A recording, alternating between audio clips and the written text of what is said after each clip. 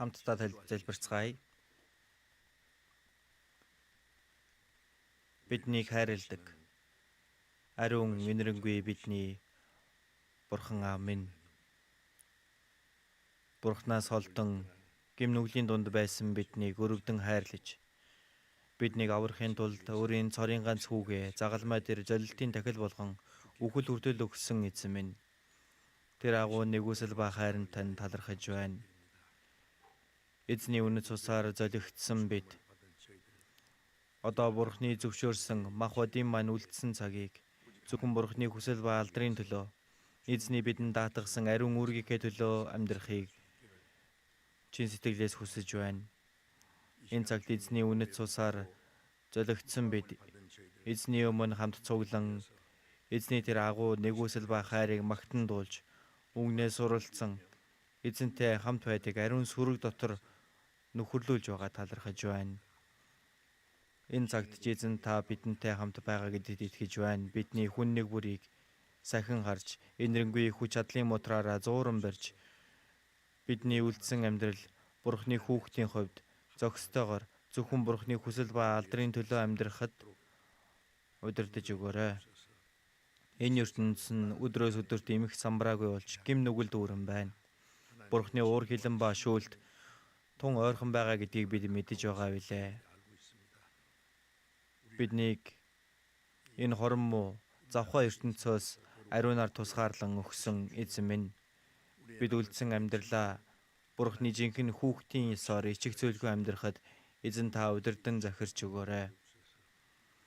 Улс даяарх манай чуулганууд, дэлхийн өнцөг болон бүрдэг чуулганууд, бэрхшээл дунд итгэлээ сахин сайн мэдээг тараадаг бүхий л ахан дүүст Бурханы нэгүсэл үг ариун сүнсний хүч чадлаар дүүргэн өгч төгсгөлийн үед алдагдсан сүнснүүдийг эзэн рүү хөтлөн авралт хүргэх Бурханы агуу ажлыг илүүгээр биелүүлэхэд туслаарай.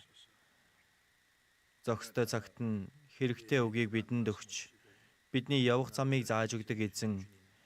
Энэ цагт эзэн та бидэнд илчлэхийг хүссэн үгээ, Бурханы ариун хүслийг, мөн бидний хийх ёстой зам үйлсийг илүү ихээр зааж өгөөрэй. Бидний эзэн Есүс Христийн нэрээр залбирлаа. Амен. Amore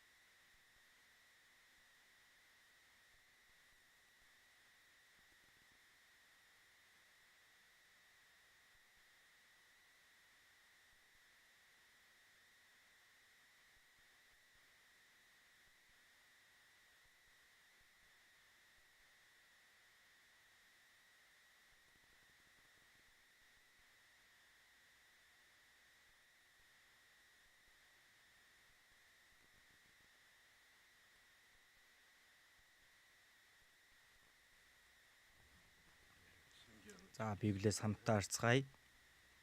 1-р Тесалоник 5-р бүлгийг харъя.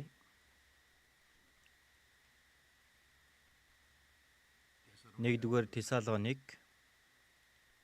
5-р бүлгийн 16-аас 18 хүртэл. 1-р Тесалоник 5-ын 16-аас 18 хүртэл удаахнаар хамтдаа уншицгаая. Үргэлж баяртай бай, тасралтгүй залбир, бүх зүйл талархах.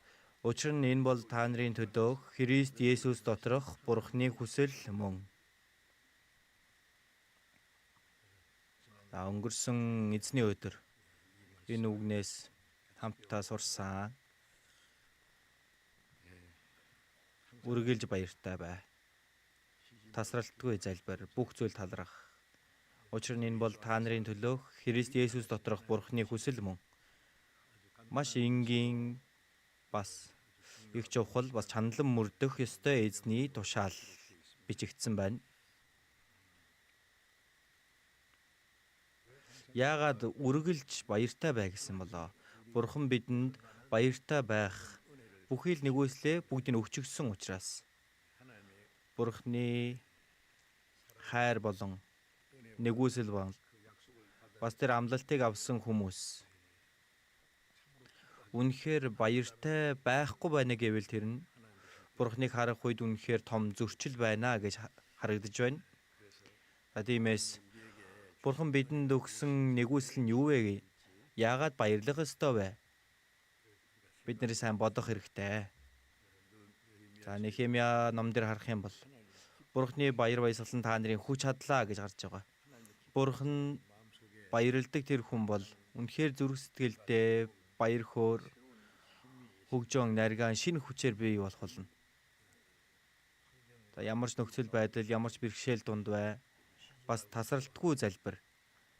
Аврагдсан хүн бол тасралтгүйгээр тийм ээ. За бид нар өвдөг сөгдөөд эсвэл ингээл амандаа бувтнаал залбираад бай гэсэн утгаар биш юм. Харин аврагдсны дараа бид бүхэн Бурхны хаанчлалд очих хүртлээр тасралтгүйгээр хийх ёстой зүйл Бурхантай нөхөрлөх. Бурхны хүслийг бид зүрх сэтгэлдээ бас амьдралдаа сахин үйлдэх. Тэгэхээр Христ итгэж хүний амьдрал нь нэг үгээр хэлэх юм бол Бурхантай нөхөрлөх. Бүр нарийн хэлэх юм бол залбирах гэж хэлж болно. Тиймээс тасралтгүй залбир гэдэг нь бидний амьдрал донд байнга л Бурхантай холбоотой байх, Бурхантай нөхөрлөх, Бурхантай ярилцах тэр залбирал гэж хэлдэг тийм ээ. Тиймээс залбирал бол амьсгал гэж бас хэлдэг байгаа. Тэгэхээр хүн амьсгалахгүй байх юм бол хүн яах вүлээ? Залбирахгүй байх юм бол Бурхантай тэр амийн холбоо саллагч боломжтой юм а гэж хэлж байгаа. Тэгэхээр тасралтгүй залбир гэдэг энэ үгийг маш гүнзгий бид нар бодох хэрэгтэй. Маш олон хүмүүсийн боддог шиг үүрээр чуулган дээр очоод залбирах юм уу? Эсвэл мацаг барин залбирахын тулд тийм ээ. Тэр уулын мухард очдог ч юм уу? Эсвэл тийм онцгой залбирлыг бид нэрээс хүсэж байгаа юм ерөөсөө биш ээ. Байнга л ямар ч нөхцөл байдал хаанч байсан бай, үргэлж Бурхантай нөхөрлөж, Бурхантай ярилцаж бид нар өөрсдийнхөө бүхий л нөхцөл байдлыг Бурхандаа мэдүүлэн Бурхны туслалцаа, удирдлагыг хүлээдэг сэтгэл түүнийг залбирлага. Тэгэхээр бид нар Бурхантай нөхөрлөж, Бурхны тусламж хэрвээ байхгүй бол хормоо энэ харанхуй ертөнцид зөв амьдрах боломжгүй гэдгийг мэдэж байгаа учраас бидний хийх боломжтой зүйл бол залбирал байна. Залбирал. Үүнийг хоосон төдийд бодож байгаа хүн зүгээр итгэлээр амьдрах гэж байхгүй юм. Тийм ээ? Гуй тэгвэл та нарт өгөөгдөнө. Яаков 4-ийн 2 дээр харах юм бол та нар гуйдаггүй учраас та нарт байдаггүй. Та нар гуугаад хүлээн авдаггүй. Учир нь та нар хүсэл тачаалдаа хэрэглэн хэмээн буруу хандлагаа гуйдаг. Бурхан бидэнд өгье гэж байгаа тэр маш олон бэлгүүд нэгүсэлж байгаа байдаг. Гэтэл залбир гэж хэлсэн байгаа. Залбир. Гуй тэгвэл та нарт өгөгдөнө. Гэтэл залбирахгүй байх юм бол өгөхгүй ээ. Тиймээс та нар гуйдаггүй учраас та нарт байдаггүй. Бид нэр тийм ээ Бурхан бидэнд итгэлийн амьдралд маань хэрэгцээтэй бүхий л сүнслэг болон энэ махбодын амьдралд хэрэгцээтэй бүхий л зүйлсээр эзэн хамт байдаг гэдэгт итгэдэг. Бурханы туслалцаа байхгүй бол амьдрах боломжгүй. Залбирахгүй байгаа хүн бол Бурханы тусламж байхгүй ч би сайн амьдарч чаднаа гэж бодож байгаа хүн байх нь байна. Гэхдээ тийм байх аргагүй те. Байнга л Бурханы тусламж хэрэгтэй. Ямар ч тохиолдолд залбирахын тулд бид нэр тасрахгүй байх хэрэгтэй. Тасралтгүй залбир. Тэгэхээр өнөөдөр энэ сүүлд нь гарч байгаа бүх зүйл талрах гэдэг үгээр үг дамжуулах гэж байна. Бүх зүйл талрах. Учир нь энэ бол та нарын төлөө Христ Есүс доторх Бурханы хүсэл мөн. Үргэлж баяртай байж тасралтгүй залбирч бүх зүйл талрах нь гэдэг нь Христ дотор гэдэг чинь аврагдсан бүхий Христэд итгэгч хүмүүс эзэн дотор амьдарч байгаа тэр Христэд итгэгч нар Бурханы хүсэж байгаа хүслийг үйлдэнэ гэсэн үг тийм ээ. Та нарын төлөө Бурханы хүсэл мөн. Бурхан хүсэж байгаа зүйл юм. Бурханы хүсэл бол Бурханы тэр хүсэж байгаа сайн тааламж төгс төгөлдөр хүсэл юу болохыг тань гэж хэлдэг үстэй тийм ээ. За тиймээс Бурханы тэр баярладаг, хүсдэг, хүсэлнэ гэж хэлсэн байна. За тиймээс их энгийнээр хэлж байгаа. Гэхдээ бидний итгэлийн амьдралд үнэхээр чухал үг учраас сэтгэлдээ байнга л үнийг тээж ямар ч тохиолдолд Бурханы нэгүсэл дотор баяр хөөртэй байх тэр хүн. Ямар ч төгсөл байдалд байсан бай Бурхантай ярилцаж залбирдаг хүн. За бас хамгийн сүүлд нь орж байгаа бүх зүйл талрах. Бүх зүйл гэдэг чинь тийм ээ. Бүхий л тохиолдолд гэсэн үг. Сайхан зүйл тохиолдсон ч бай, саар зүйл тохиолдсон ч бай. Бидний энэ амьдрал донд байгаа бүхий л амьдралын минь туршид Бурханд бид нар талархах ёстой юм аа гэж хэлж байгаа. Тэгэхээр бид нар Бурханд талархах шаардлага ажлууд зөндөө байж байна. Хэрвээ талархахгүй байгаа бол Бурхантай зөв харилцаатай байх боломжгүй юм.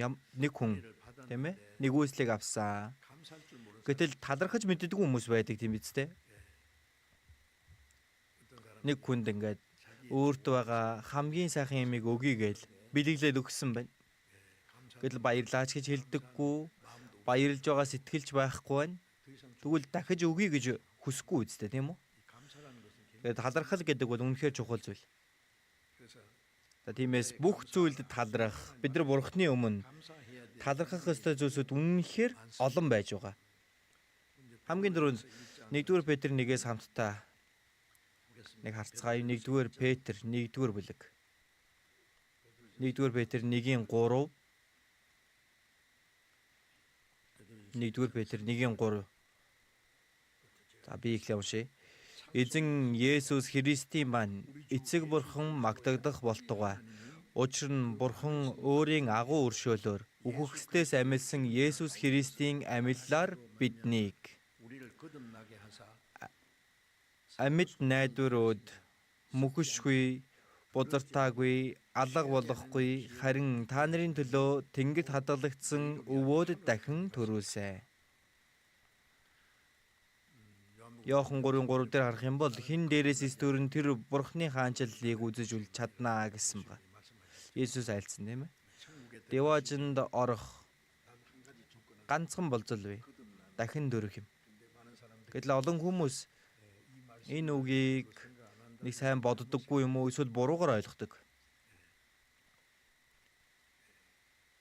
Дээрээс буюу дахин төрнө гэдэг нь юу вэ гэдгийг мэддэггүй хүмүүс байна.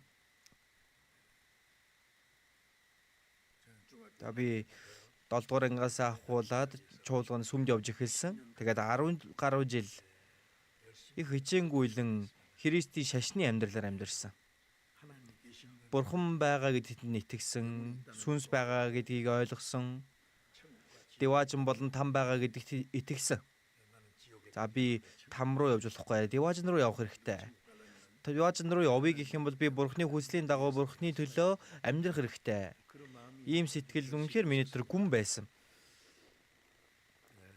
За тэгээд одоо яг өсвөр насныхаа үед тийм ээ цаашдаа юу хийх вэ гэж асуудаг. Тэгэх юм бол бүгдээрээ мөрөөдөлтэй байдаг үстэй. Надад ч гэсэн янз бүрийн л мөрөөдөл байсан. За 6 сарын 25-ны дайн гарсны дараа нисэх хүчнийхэн байдаг тийм ээ. За би дөрвөж явахдаа дайсны ганц жонгоц харж байгаагүй. Америкийн нисэх хүчнийхэн тэр нөгөө хойд солонгосын ардын армийнхны нуугдаж байгаа газрыг олоод мэдээд за тэгээд тэнд нь цохилт өгөөд тэрийг би бас харж байсан. Яг толгой дээрээс бөмбөг унж байхыг шүртэл би үзсэн. Дайны дараа очиод бодоод үзсэн чинь тийм ээ. Үнэхээр тэр агарын хүчнийхэн гой харагдсан. Тийм дуу байдаг штэ бүгдээ мэдхүү. Би дуулаад өгөх үү? Тэнгэрт дураараа нисдэг манай энэ ах бол агарын цэрэг ах байна.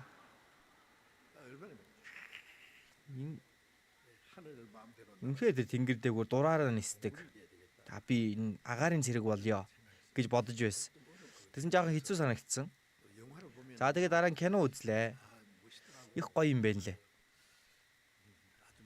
Их гоё хүмүүс тийм ээ. Одоо ингээл жүжигчин болдог. Би бол жүжигчин болъё гэсэн итгэл байгаагүй л дээ. Гэхдээ кино бичдэг хүн тийм ээ. Одоо зураглаач.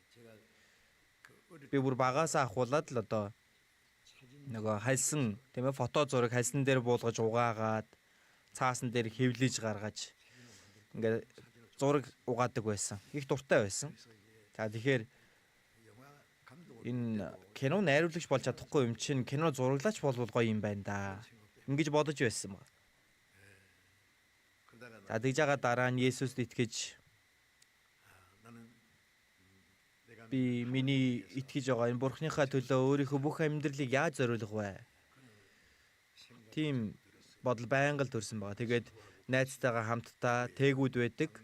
Одоо ахлагч нарын сүмд теологийн сургуульд явсан баг. Тэнд 4 гаруй жил Библийг сураад, залбирч дээрээс нь теологийн сургуульд яваад за урилга аваад тийм ээ зах дээр эсвэл энэ тентхийн талбай дээр очиод их хичээнгүй л яваал сайн мэдээ тараагаад Бурхны төлөө амьдарч ийна гэж бодож исэн учраас тийм ээ бас залбираад л сайн мэдээ тараагаад их хичээнгүй л юм байсан. За тэгээд залуу үедээ хүмүүсийн тэр дурладаг дуу хуур ч юм уу тийм юмыг одоо сонирхож байгаагүй, тийм цагч байгаагүй. Нэг удаа тэгэж их хичээнгүй л явж байсан чинь за тэгүүгээс жоохон хол яваад тариачтын тосгон байдаг. За Укпу гэдэг газар. За тэнд ингээд нэг чуулганыг надад даатгаж өгсөн. За тэгээд тэнд номлогчоор тийм ээ одоо теологийн сургууль сурангаа тэгэж чуулган хариуцсан хүнийг туслах номлогч гэж хэлдэг тийм ээ. Яг жинхэнэ номлогч биш, туслах номлогч гэж хэлдэг баг. Тэгээд 2 жил гаруун тэндээ хичээнгүүлийн сайн мэдээ тараасан. Нэг удаа чуулганыхаа байран дээр Библийг уншаад хичээлээгээд байж байсан чинь тэр хавийн нэг настай хүн хурж ирээд надад хэлсэн. Гэхдээ чи чиний залуухан энэ халуун насан дээрээ тийм ээ жоохон зугаацад цэнгэж ингэж амьдраач ээ. Энэ залуу насан дээрээ ингээд л одоо сүм дотор залбираад л ингэ байж болох юм уу? Одоо намайг болоо их л өрөвдөж тэгэж одоо баг л зөвлөгөө өгж байгаа юм. За би болох нөгөө хүнээ өрөвдөд байдаг. Тэгсэн нөгөө хүн маань намайг бас өрөвдсөн юм шиг байгаа юм. Тэгээ миний хувьд энэ амьдрал нь үнэхээр сайхан байгаа юм. Бусад хүмүүс энийг ойлгохгүй л дээ. За тэгээд би ч гэсэн ингэж байх нь Бурхны өмнө зөв сайн гэж бодоод зарим хүмүүс нь намайг их магтдаг байсан баг. Сайн итгэж байна л гэж бодсон. Сургаалч гэсэн их хичээнгүй л ингээ сайн дамжуулж байгаадаа л гэж бодсон. Гэтэл нэг асуудал үүссэн. Хин дээрээс эс дүрэн тэр Бурхны хаанчлалыг үзэж үл чаднаа. Нэг пастор хүн дахин дүрсэн үү? гэл ингээл асууж байгаа. Анхандаа би чинь дахин төрсөн юм чинь ингээ явж байгаа штэ. Тэгсэн үнэхээр дахин төрсөн үү? Хизээ яаж дахин төрсөн бэ? Хичнээн бодоод үзсэн дахин төрсөн тийм дурсамж байхгүй байгаа юм. Тэгээд эцэст би дахин төрөөгүй гэдэг шийдвэрт бууж байгаа. Дахин төрөхгүй бол Бурхны хаанчлыг үзэж чадахгүй шүү дээ. Үзэж чадахгүй юм чи орж чадах болов уу? Тэгэхээр чинь явах газар тамаас өөр байхгүй байгаа юм. Тэгээ би өнөөдөр үхэх юм бол там руу явах юм байна. Хин нэгэнд бас хэлэх арга байхгүй. Нэг удаа тэр угпуу гэж чуулганда сургаал дамжуулж байсан байгаа. Тэгээ би ч гэсэн дахин төрөлтийн тухай ер нь сургаал заая гэж бодвол та бүхэн дахин төрсөн үү гэж асуулаа. Тэгсэн чинь тэр дунд суужсэн нэг залуу над руу туслаад онцоо та өөрөө төрсөн үү гэж байна. Тийм ээ одоо Библи сургаал дамжуулж явах чинь надаас юуг нь асуудаг юм болоо гэж бодлоо. Тэгээд нэлээд бодсон. За тэгээд бүр яаж хариулахаа мэдэхгүй тийм тэгсэн гэлэгээл дууссан. Тэр өдрийн сургаал бүр бантан болсон. За тэгээд тэр үеэс ахуулаад сургаал заая гэж бүр хүсгээ болж байна лээ. Дахин төрөөгүй. Дахин төрөлтийн тухай сургаал заая гэхээр чинь болохгүй үстэй тийм ээ. За тэгж жагаад 1962 оны 10 сарын 30-ны оройны 8 цагийн үед би өдийг хүртэл зүгээр л мэдлэгээрээ эсвэл нэг зарчим болгож мэдэж байсан Есүсийн загалмай нэгүсэл надтай ямар холбоотой вэ гэдгийг толгоогоороо биш харин бүр мэс чанараараа ухаарсан, итгэсэн. Тэгээ бүх асуудал шийдвэрлэгдээд тэгээд би дахин төрсөн. Дахин төрсний өмнөх болон дахин төрсний дараах тэс ондоо тийм үү? Тэгэхээр Есүс хэн ус болон сүнснээс эсдүүрэн тэр Бурхны хаанчлалд орж үл чаднаа. Иохан 3:5 дээр тэгэж гарч байгаа тийм ээ. Ус ба сүнс гэж юу вэ? Тэгэхээр зарим хүмүүс залбирах үед ингээд нулимс урсаал тийм ээ. Эсвэл нус нь гоожоод энийг ус гэж боддог. За тэгж байгаа л нэг харсан гинт нэг тодор юм харагдлаа. Энэ бол ариун сүнс. Үгүй ээ. Зарим хүмүүс болохоор ус гэдэг нь одоо баптизмын тэр усанд болгож байгааг. За тэгээд тэндээс гарч ирээд нэг тод юмыг үзэж харна. Энэ бол ариун сүнс. Тэр ч бас биш ээ. Ус ба сүнс гэдэг нь тэр биш бахан.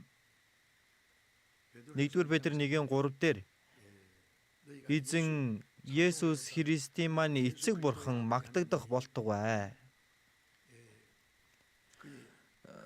Учир нь бурхан өөрийн агуу өршөөлөөр үхэгсдээс амилсан Есүс Христийн амиллаар биднийг амьд найдвар өгд. Тэгэхээр бурхан биднийг яаж дахин төрүүлсэн бэ? Үхэгсдээс амилсан Есүс Христийн амиллаар биднийг амьд найдвар өгд дахин төрүүлсэн. Ус ба сүнснээс гэдэг нь ус гэдэг нь бурхны шудраг эсийг хэлж байгаа. Үерийн үед усаар шүүсэн тийм биз дээ. Бурхны шудраг шүүлтийг хэлж байгаа юм. Ус бол хүүтэн байдаг. Яг өөрийнх нь төрлөг чанар нь тийм ээ. Тэгээ уруугаа урсдаг. Бурхны шүүлтийг илэрхийлэн хэлэхдээ усыг хэлж байдаг, гарч байдаг. За бид нэр баптизм хүртэж байгаа ч гэсэн би ч гэсэн эзэнтэй хамтдаа гим нүглээс болж үхэх ёстой байсан. Тэгээд үхсээ эзэнтэй хамт үхээд усан дотор орсон гэдэг чинь би оршуулгдсан. Ром 6 дээр гарч байгаачлан Есүстэй хамт баптизм хүртсэн гэж байна. За уснаас гарч ирэхдээ шин ам.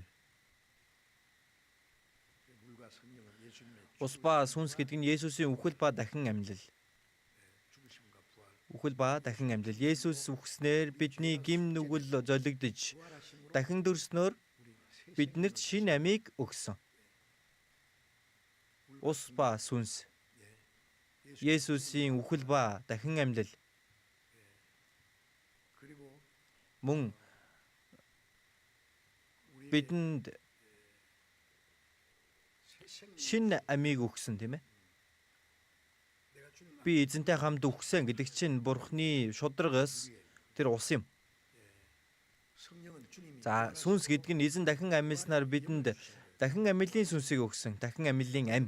Бид нар дахин төрсөн гэдэг чинь Есүсийн үхлээр бидний гим нүгэл арилж дахин амьлснаар бид нэр шин амьтай болсон. Энэ бол ус ба сүнс.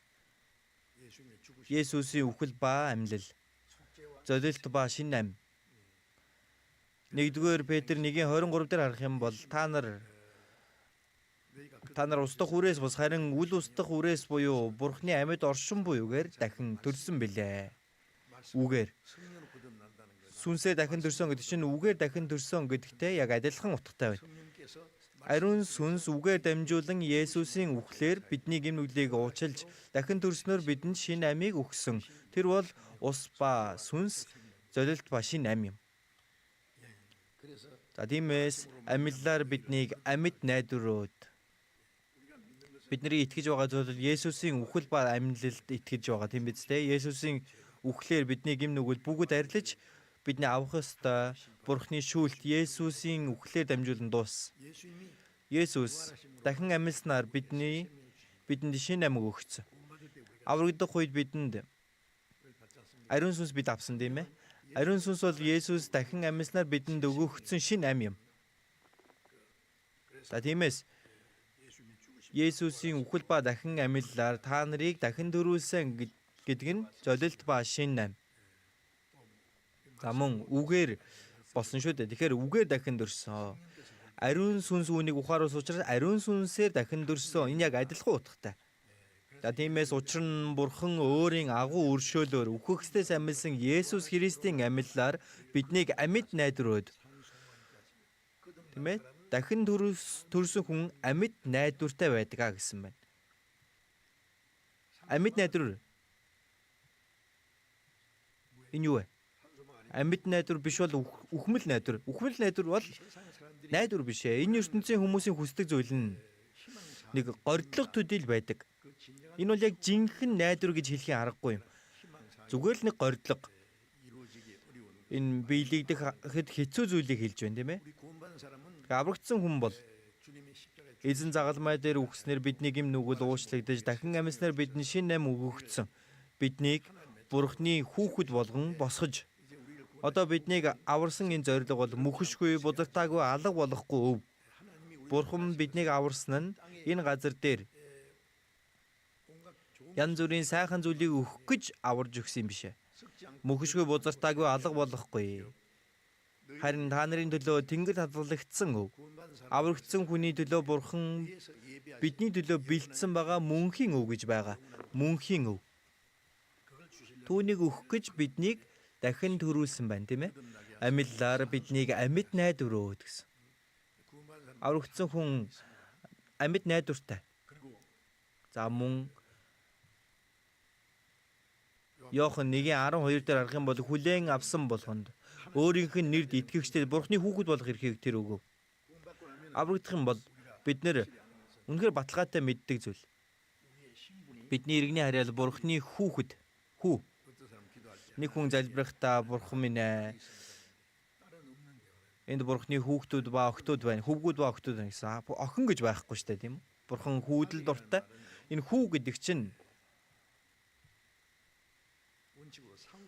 за яг хүүхдтэй бол энэ өв залгамжлагч байна.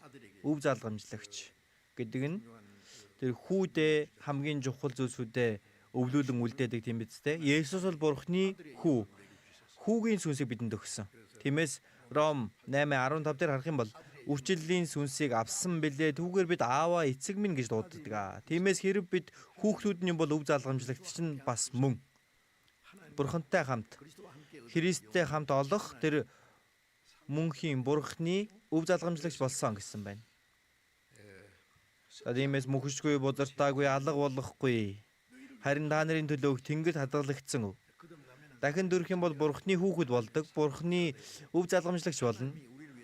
Бурхан бидний төлөө бэлдсэн Тэнгэрийн хаанчлалыг бэлдэж мөнхийн өвийг олж авах нэгэн болсон байна. Үнэхээр гайхалтай биш үү? Бид нэр аврагдсанараа Бурхан бидэнд өгж байгаа. Тэр чи ямар их баяр хөөртэй, талархууштай вэ? За бид нэр аврагдсан, гим нүглээс мөнхөд уучлагдсан, Бурхны хүүхэд болсон, мөнхийн деваажинд орох алдарт найдварыг өгсөн. За бас энэ ертөнцийн амьдрах хугацаанд ч Бурхан бидэнтэй хамтдаа байж биднийг сахин удирдах энэ бүхий л зүйл чинь бид нар талархах ёстой зүйл ямар олон байна вэ? Аврагдсан хүн гэдэг чинь Бурханд талархах зүйл үнэхээр олон байгаа. За тиймээс бүх зүйл талрах гэдэг үг маань аврагдсан бүхий л хүмүүс бүх зүйл гэдэг чинь тийм ээ бүхий л тохиолдолд бид махбодын хувьд сайхан зүйл байна, муу зүйл байна, амар тайван зүйл тохиолдно. Эсвэл зовлон бэрхшээл бас ирнэ. Баян байж болно, ядуу байж болно. Эсвэл амар тайван байж болно. Эсвэл зовлон, хавчлага, бэрхшээл дунд.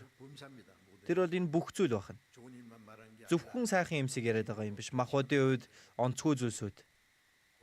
Зовлон энэ бүхий л зүйл ч гэсэн бурхнаас өгөгддөг. Энэ бүхий л зүйл дээр бид нэр талархаж чаддаг байх хэрэгтэй. Бүх зүйл дээр таларх. За ингэж айлцсан энэ маань бурхны хүсэл гэж хэлсэн баг. За сургаалт төгс. За эхлээд Еврей 13 дугаар бүлгээс нэг төр харцгаая. Еврей 13.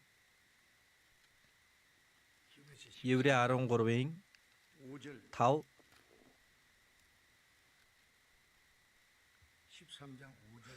13-ийн 5 6 хамтдаа уншицгаая. Бага юмдаа сэтгэл хангалуун байж амьдрал чинь мөнгийг хайрлахаас чөлөөтэй байг. Учир нь тэр өөрөө би чамайг хизээж орхихгүй, мөн чамайг хаяхгүй гэж айлдсан.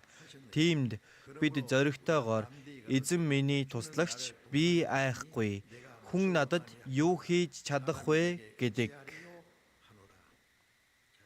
Энэ үгэн дээр бага юмдаа сэтгэл хангалуун байж амьдрал чинь мөнгийг хайрлахаас чөлөөтэй байг. Тэг хүмүүс хинч байсан. Энэ ертөнцийн амьдрах хугацаанд мөнгө бол хэрэгтэй тийм биз дээ. Гэхдээ яах ёстой вэ? Мөнгө олох хэрэгтэй. Бид нар юу ч хийсэн бэ? Хичээнгүйлэн зүтгэж мөнгө олж маш эрхмээр түүнийг хэрэглэх хэрэгтэй тийм ээ. Гэхдээ мөнгийг хайрлаж болохгүй гэж чинь мөнгө олж болохгүй гэсэн үг биш ээ. Харин мөнгөн сэтгэл хорогдоод мөнгөн сэтгэлээ бүү алдаа. Олон хүмүүс мөнгийг хайрладаг. Мөнгө.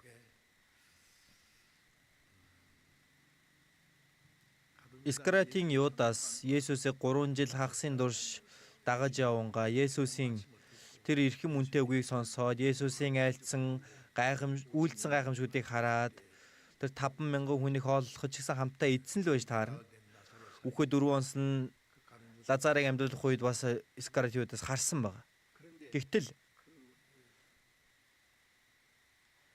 нөгөө мөнгөний хүүдийг атгадаг байсан гэж байгаа тийм ээ. Есүс болон шавнар ийш тийшээ явах үед за тэнд одоо мөнгөний хүүдийн тэр их байсан бол нэг байгаагүй л байж таарна шүү дээ. Гэтэл тэндээс хаяахан in my pocket тийм ээ. Дотор нь хийснийг авчгадаг байжээ гэсэн тийм биз дээ. Гэтэл энэ мөнгийг хайрлах сэтгэл байсан байна. Юдас мөнгийг хайрлсан. Гэтэл Есүс хаан болох юм бол би одоо сангийн сайд болно гэж бодож байсан. Гэтэл энэ нь худлаа боллоо гэж ойлгосон. Тэгээ Есүсийг үхэх тухайгаа ярих үед нь юдэчүүдэд Есүсийг алах гэж байсан.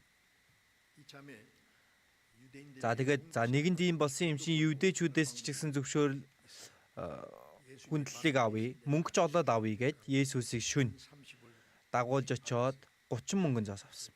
За тэгээд Есүсийг зарж тэдэнд тушааж өгсөн.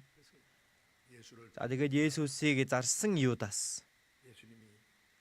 Есүс хүний хүүг бариулах тэр хүн золгүй ээ. Тэр хүн төрөөгүй байсан бол дээр байх байсан. Хэрвээ төрөөгүй байсан бол там руу явахгүй шүү дээ. Юдас там руу явсан. Мөнгийг хайрлсан учраас. Дараа нь Есүсийг зарсандаа мэс чанар нь хатгагдсан баг. Нэг ширхэг зоос чиргэлэхгүй бүгдийг нь аваач өгдөг тийм биз дээ. Би гимгүү цуснаас уруулаа. Энэ мөнгөө буцаагаад ав. 30 мөнгөн зоос. Нэг одоо боолын мөнгө гэж байгаа юм. Зарц хүний зардаг мөнгө. Гэтэл юудэч үү тийм ээ. Энэ аимхай юм. Наа чин бидэнд хамаагүй чи өөрөө мэд гэсэн. Тэгсэн мөнгийг нь тэнд нь шидчихээд ариун үргэн дотор тэр зоосын шидчихээд над чи хүн өөхөх ёстой. За тэр модон дээр очиод өөрийгөө дүүжлээд амиа хороос. Гэтэл тэндээсээ унаад хевлэгээ ярж гидс дотор нь цувжээ гэж гардаг тийм ээ. Тэр 30 мөнгөн зоосыг цуглуулж байгаад тэр мөнгөөр нь талбай худалдан аваад гадныхны тавьдаг газар болгосон гэж. За ямар ч үсэн Юдас Есүсийг 3 жилийн турш дагаж явсан, үгийг сонссон, гайхамшигыг харсан мөртлөө мөнгийг хайрлах сэтгэлээсээ болоод Есүсийг зараад мөнхөд тийм ээ зөвхөн Есүсийг зарсан биш шүү дээ. Есүс бол Юдас зарагдах нэг юм биш. Харин өөрийнхөө сүнсийг зарсан байна. Тэгээд там руу унсан. Ийм хүн ганцхан Юдас байдаг болов? Аврагдаагүй байгаа хүмүүс бүгдээрээ Есүсийн айлсны дагуу тэр хүн төрөөгүй байсан бол дээр байх байсан. Төрөөгүй байсан бол там руу явахгүй шүү дээ. Үгүй бүр дахиад ч нэг арга байна. Хэрвээ амтан болж төрсөн бол яах вэ? Сүнс байхгүй юм чинь үхээд л дуусна тийм үү? Хүн Бурхны дүр төрхийн дагуу бүтээгдсэн сүнс байдаг учраас Бурхныг харах үед эрхэм оршихуй учраас түүнийг ухаарч чадаагүй хүн бол хамгийн өрөвдөлтөй, аимшигтай хувь тавиланг угтаж авах болно. Тэгэхээр бид нэр дахин төрсөн. Бас Бурхны хүүхэд болсон. Мөнхөшгүй бозартаагүй, алга болохгүй өв бидний төлөө бэлтгэгдсэн байгаа. Ямар талархуйчтай зүйл вэ? Бас энэ ертөнцийн амьдрах хугацаанд Бурхан биднийг зүгээр байлгаад байхгүйгээр ариун сүнсээр ирж бидэнтэй хамт байгаа. Биднийг сахин хамгаалж удирдах байгаа. Тиймээс бид нар Бурханд талархах ёстой зүйл ямар их байна вэ? Бага юмдаа сэтгэл хангалуун байж амьдрал чинь мөнгийг хайрлахаас чөлөөтэй байг. Ихч бай, багч бай. Өөрт байгаа юмдаа Бурхан өөрт чинь өгсөн зүйл гэж бодоод тэндээ сэтгэл хангалуун бай. Эзэн айлдахдаа тэр өөрөө би чамайг хизээж орхихгүй, мөн чамайг хаяхгүй. Аврагдсан хүнийг эзэн хаяхгүй, холдохгүй, байнга хамтдаа байгаа. Матай 28 дээр төгсгөл дээр нь Есүс Тэнгэр өдрөгдөхтөө 20 дугаар ишлэлээр гарч байгаа. Харагтун үеийн төгсгөл хүртэл би та нартай үргэлж юу гэдэг лээ? Та нартай үргэлж хамт байх болно. ертөнцийн төгсгөл хүртэл эзэн бидэнтэй үргэлж хамтдаа байна гэдгийг амласан байна. Тиймээс мөнгө олдогч гэлээ мөнгийг хайрлаж болохгүй. Мөнгийг хичээнгүйлэн олоод тэрийг эрхмээр хэрэглэх хэрэгтэй. Бурхан миний биеигч эзний цусаар төлөд авсан тийм үү? Миний биеч сүнс чи эзний цусаар авах төлөгдсөн зүйл. Тэгвэл энэ бие маань зүтгэж хөдлөн мөрлөж олж байгаа мөнгө хидч бай тэр бол эрхэм зүйл. За мөн Есүсийн цус тэнд түрхэгдсэн байгаа. Хамаагүй хэрэглэж болохгүй юм. Тийм эрхэм тийм ээ би энэ чинь зүтгэж байгаад олсон. Энэ жигсэн эзний цус түрхсэн байгаа зүйл. Түүнийг ингээд салаагаараа урсгаад байж болохгүй юм. Христэд итгэгч нарын тэр халаасан дах мөнгө бол энэ ертөнцийн хүмүүсийн халаасан дах мөнгнөөс үн цэн нь ондоо байдаг тийм үстэй. Бид нэр мөнгийг хайрлалгүйгээр мөнгийг удирдах хэрэгтэй. Захирах ёстой. Мөнгнөөс болоод ингээд эргэлддэг хүмүүс зөндөө бий. Мөнгнөөс болоод ингээд эргэлдээд идэг. Еврей 13-ын 5 дээр харах юм бол мөнгийг хайрлалгүй байгаа юмдаас сэтгэл хангалуун бай.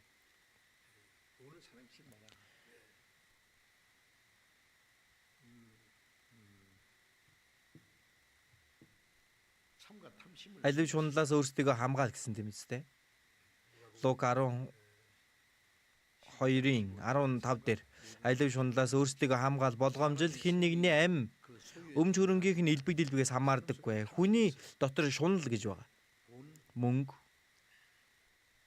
Мөнгө л их байх юм бол баячууд бол бүр илүү ихийг олж авъя гэдэг.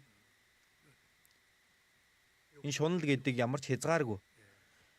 Алив шуналаас өөрсдийгөө хамгаал болгоомжил хэн нэгний амь өмч хөрөнгөийнх нь элбэг дэлбэгээс хамаардаггүй. Хүний амьдарч байгаа зорилго тэр элбэг дэлбэг хөрөнгнөөс нь хамаардаггүй. Том тийм ээ сайхан үзэсгэлэнтэй тийм байшинд ингээл үнэтэй машин унаад сайхан үнэтэй мэдээд энэ ертөнцийн тэр гой гэж бодогддог хүмүүс гэл тэр бол одоо сайхан амьдрал уу биш шүү дээ. Хин нэгний амь өмч хөрөнгөийнх нь элбэг дэлбэгээс хамаардаггүй. Хүний амьдралын зорилго тэнд байдаггүй. За тиймээс Бурхан ингэж айлтсан байгаа. Би чамайг хизээж орхихгүй мөн чамайг хаяхгүй. Аврагдсан хүн бидний Бурхны хүүхдүүд болсон. Ийхүү залбир Тэнгэр дэх бидний эцгээ.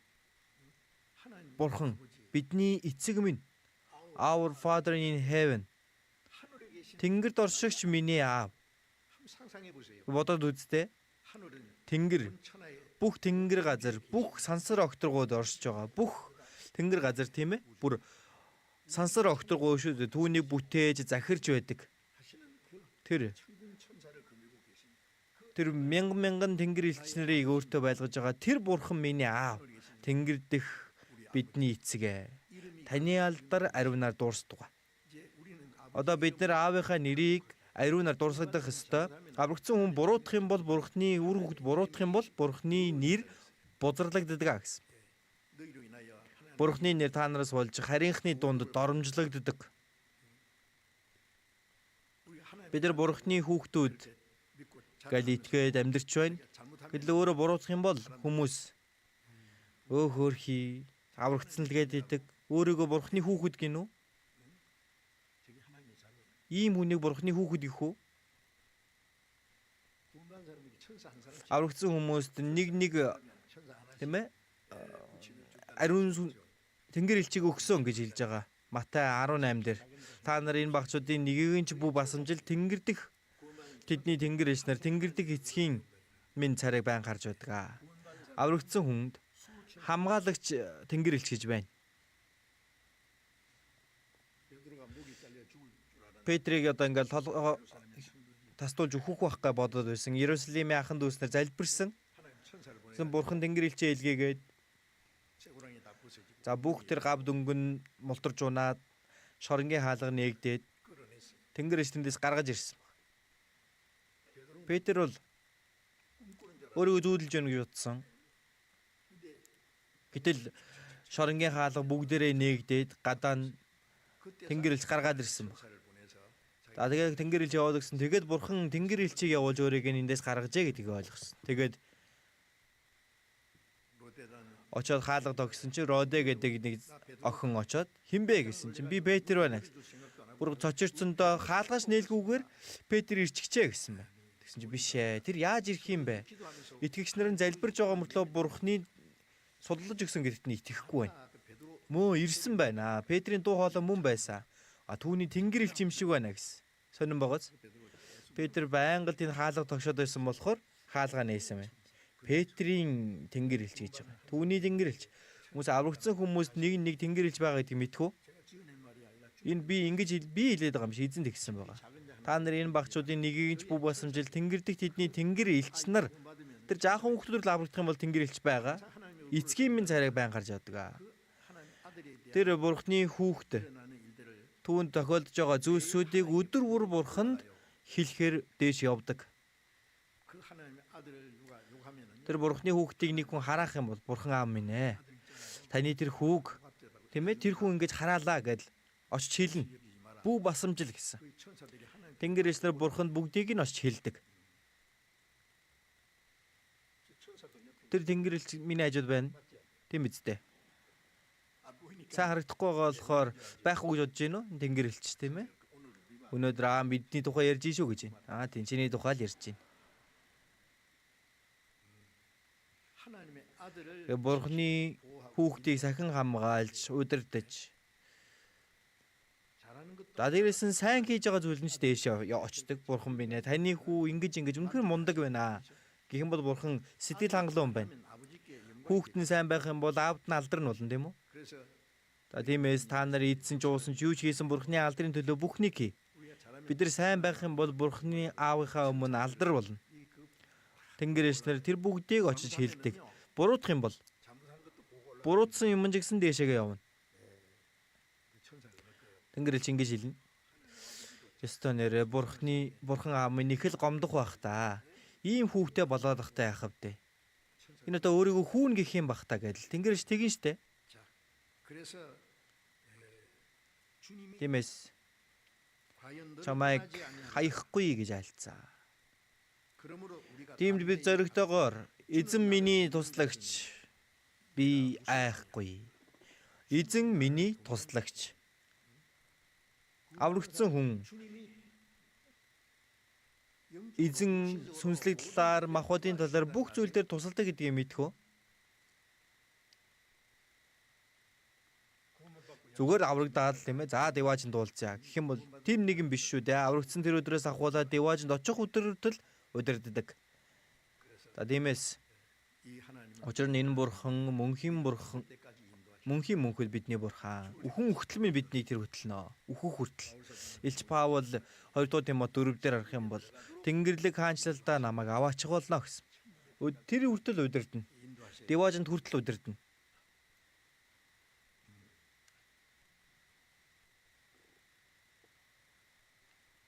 Чамайг хаяхгүй гэж айлцсан. Тийм бид зоригтойгоор эзэн миний туслагч.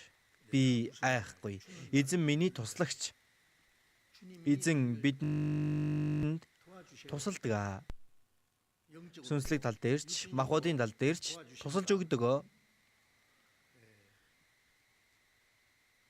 За дид хууль 2 дугаар бүлгийг төр харцгаая. Хуучин гэрээний дид хууль 2.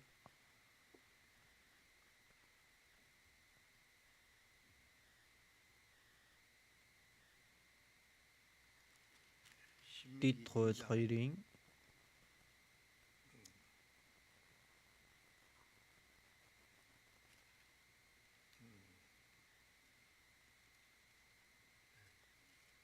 8 дугаар бүлэг байна. 8 дугаар бүлгийг харъя.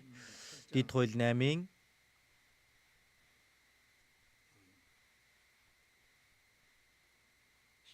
Дид хууль 8-ын 2 дугаар ишлэл. За би уншия. Эзэн бурхан чинь чамайг энэ 40 жилийн турш цөлд удирдсан бүхэл зам мөрийг дурсан сан.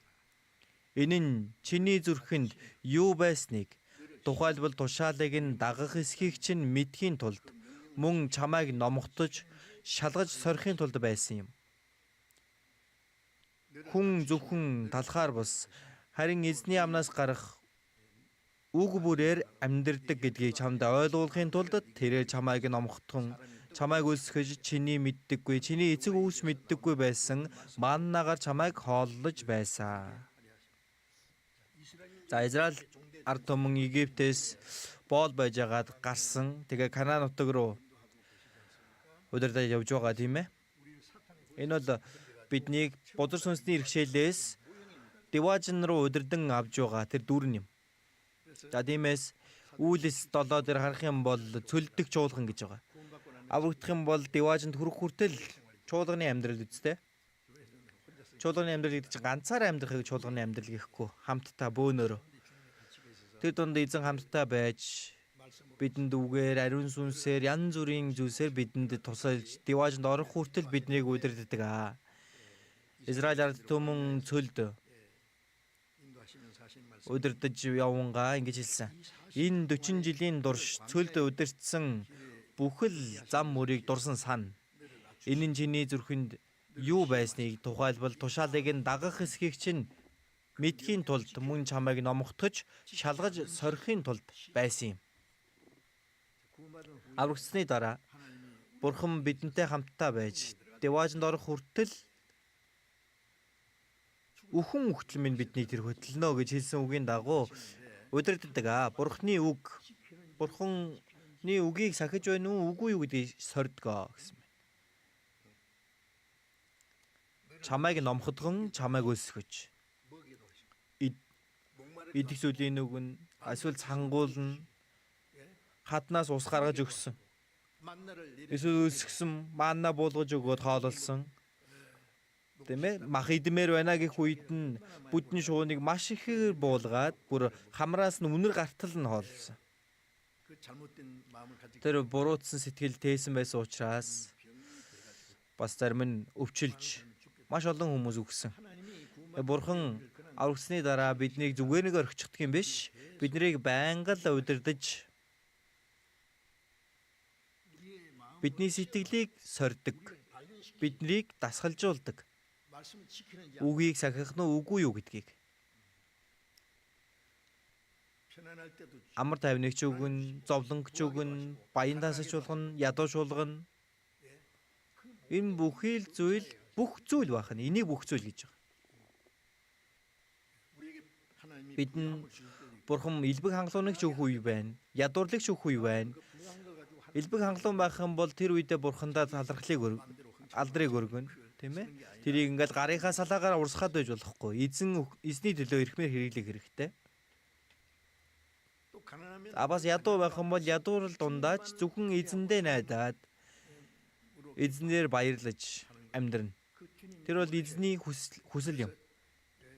Тиймээс баян элбэг хангалуунч болгодог, ядууч болгодог биднийг дасгалжуулдаг байна.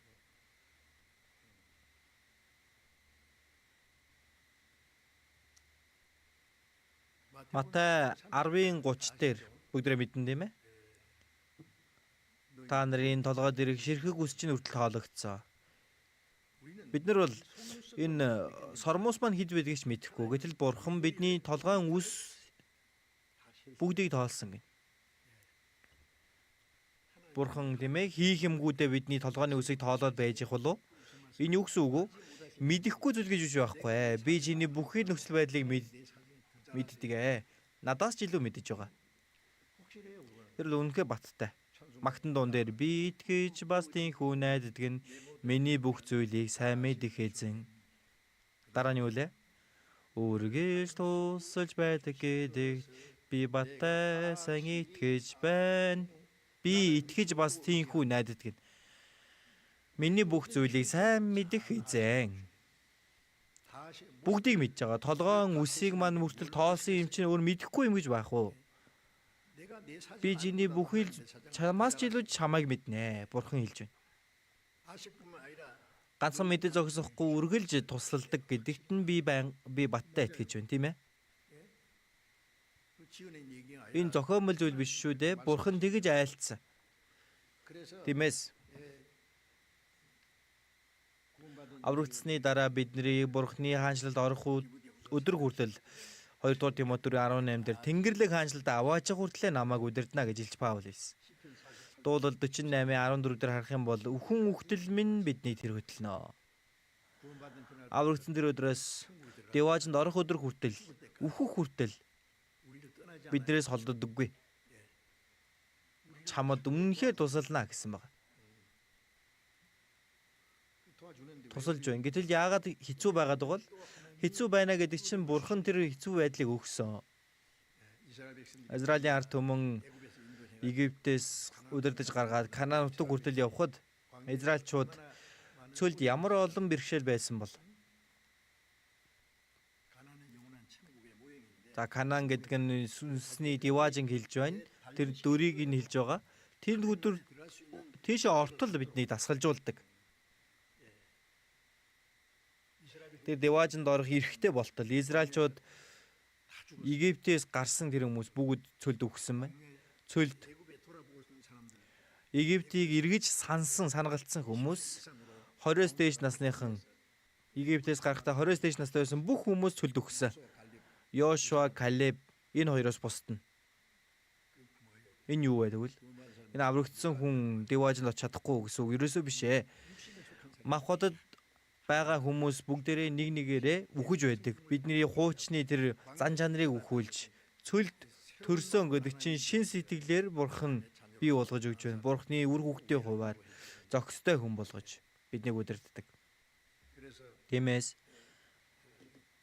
Бурхан аврагдсан хүнийг сахилгажуулдаг гэдэг энэ үннийг мэдэх хэрэгтэй.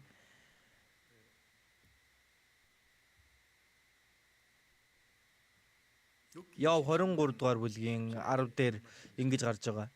Тэр намайг шалгасан бөгөөд би алтмын турагч гарч ирнэ. За энийг маш сайн мэдж байна тийм ээ. Их чухал үг шүү дээ. Яв ингэж хэлсэн. Яв. Тэр маш их хэд баялаг байсан.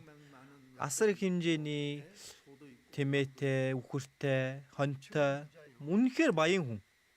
Тэгээд мөн зарц шивгчдэд олон.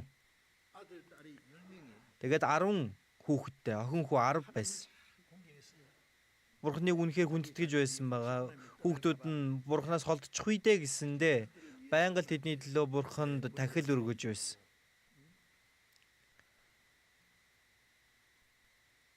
Бодрсон сүвгээр түүгээр явж байгаад Бурхны өмнө очив.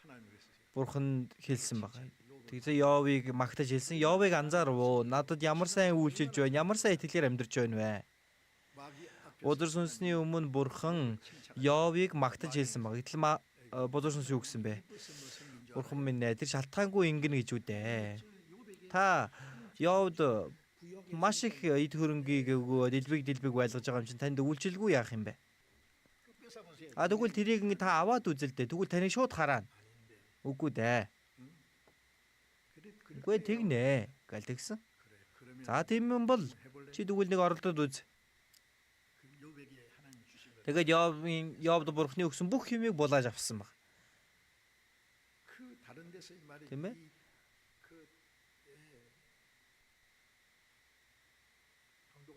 Тэр одоо тоноолчаа дээрэмчид хурж ирээд тэр их хэмжээний хоньыг бүгдийг нь булааж авсан байна. Бүх зарц нарыг нь алсан байна.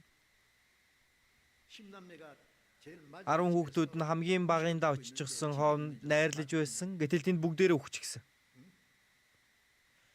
Байшин нураад өгсөн тийм ээ. 10 хүүхэд нь нэг өдрийн дотор бүгд өгсөн. Бүх эд хөрөнгөө алдсан. Бүх зарц нар нь өгсөн. Ганц зарц нь хурж ирээ тийм ээ. Ганц бие зүгтаж танд хэлэхээр ирлээ.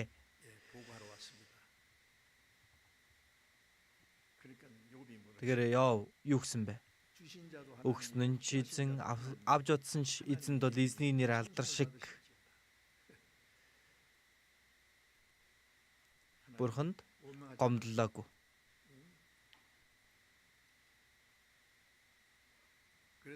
За тийм учраас Бурхан бузар сүнсэнд хэлсэн. За чи харлаа. Йовын бүх юмыг авлаа. Надад ерөөсөө гомдолсонгүй. Харин ч намайг бүр магтаж байна. Алдаршуулж байна. Биеийн зүгээр юм чинь тэхгүй яах юм бэ гэсэн. Та биеинд нь өвчин өгөөд үз. Тэгэх юм бол таныг заавал хараа. За тэгвэл би ч гэсэн наадах чинь зөвшөөрье. Гэхдээ түүний аминд нь гар бүү хүрээрээ. За тэгээд Йов толгой орооноос хөлийн ул хүртлээ яр шарханд баригдсан байна. Өдөр шүнжин тэр нь биеийн өөрийг нь зовоож тэр ваарны хилтерхийгээр өөрийнхөө биеийг маажиж үнэхээр хэцүү байсан. Бурханд гомдолсон гэхдээ тэр нь ертөнцид төрсөндөө түүндээ гомдолж тэгж байсан. 3 найз нь энэ тухай сонсоод холоос ирцгээдэг. Үнэхээр бүр нүд халтран байсан. 3 өдрийн турш юу ч хэлдэггүй. Тэгээд найзууд нь хэлсэн байгаа. Йов чи чамд гарцаагүй Бурхны өмнө ямар нэгэн гим байна. Тэгээд чи шийтгэгдэж байна. Гим нүгэл байхгүйгээр сүрсэн хүний чи харвуу. Йов юу гэдэг вүлээ? Йов Бурхны өмнө би тийм ээ бусдын эд хөрөнгнөөс хэрвээ авсан бол миний бүх зүйл алга болох нь зөв өө. Хэрвээ би хэн нэгэн эмэгтэйг хараад шунхаарсан бол би үүнээс илүү том шийтгэлийг авъя. Яа өөрийгөө зөвхт гэдгийгээ эцсээ хүртэл хэлсэн. Тэр намайг алах гэж байна. Би өөрийн замуудаа өмгөөлөх л болно. Йовын эхнэр нь юу гэдэг вүлээ? Бүх биеийн ингээл яр шарханд баригдсан байсан. Үхэж байгаа мөртлөө Бурханд гомдлохгүй байгаад байсан байна. Тэнгүүд хорон үг хэлдэг тийм. Бурхныг хараагаад өг. Гэтэл Йов чи мунхаг эмсийн адил ярьж байна. Сайныг Бурханаас хүлээн авсан бид нар муу хүлээн авах ёсгүй юм уу? Эцсээ хүртэл Йов Бурханд гомдлоогүй. За тиймээс Йов 23:10 дээр тэр намайг шалгасан бөгөөд би алтмит урагш гарч ирнэ. Тэр бүхий л зовлон түүнийг шалгагдж байна гэж бодсон байна. Тэр зовлон шалгалт дуусны дараа Бурхан Йовд урд байснаас нь 2 дахин илүү өгсөн гэж байна. Охин хүү 10 яг тэр чигээр нөхсөн байгаа.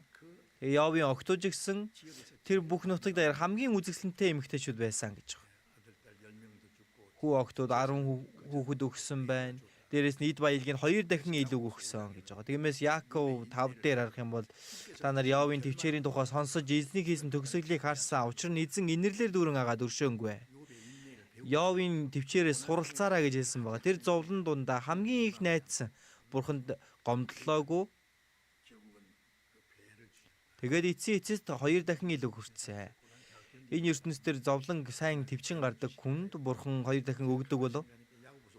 За би ингээ бодоод үзье. Яаков 5 дээр гарч байгаа үг бол энэ газар дээрх 2 дахин биш, харин Диважинд байгаа тэр алдар суг нь 2 дахин илүү нэмэх болно гэж хэлж байгаа юм шиг байна. Ямар ч байсан аврагдсан хүн энэ ертөнцийн дээр амьдрах хугацаанд Бурхан сордог. Бурханы үгэнд дуулууртай байх нь үгүй юу? Түүнийг сордог. Филиппой 4-ийг түр харцгаая. Филиппой 4.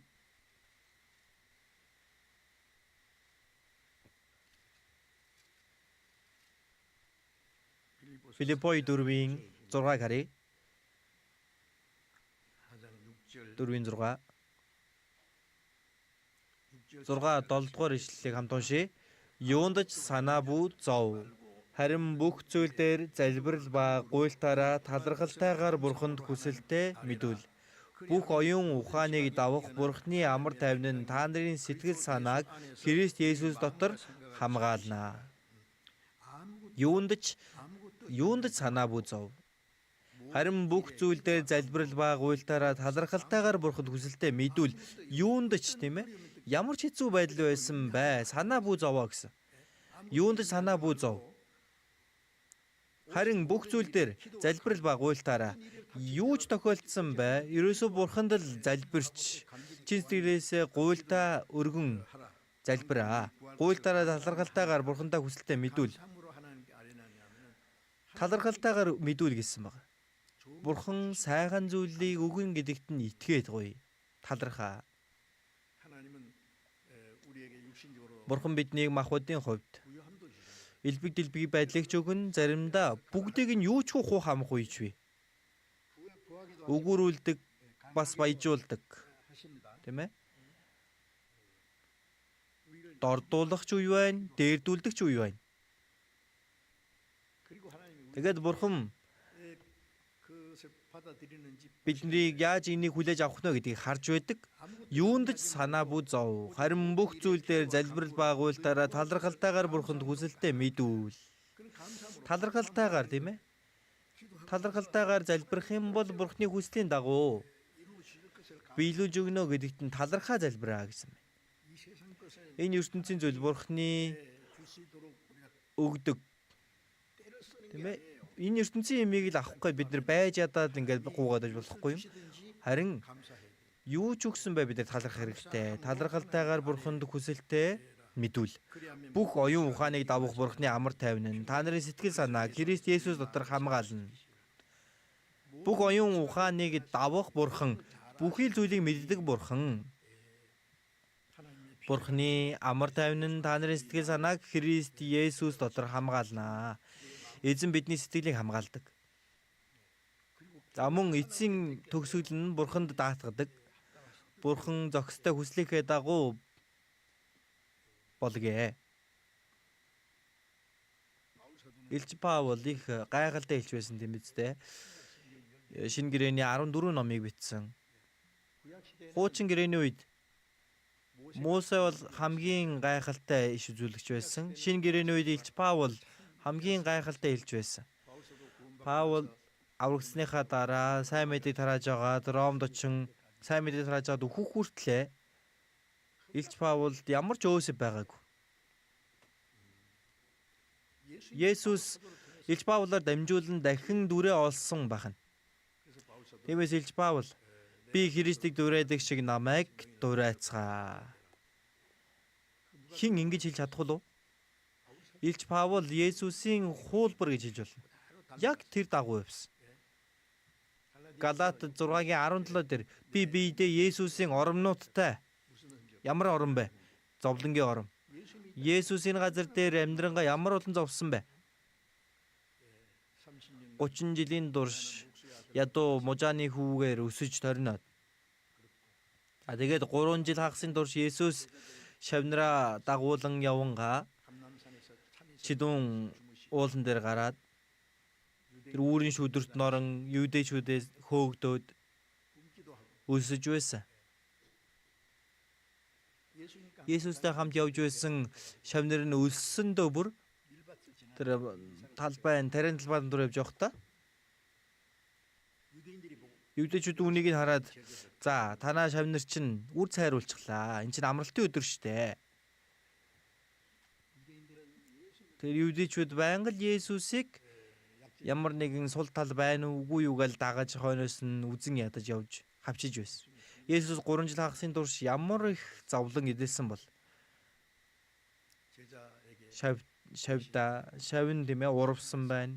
Өөрийг нь зарсан загалмай дээр цовдлогдох хүртэл чирэгдэж явсан.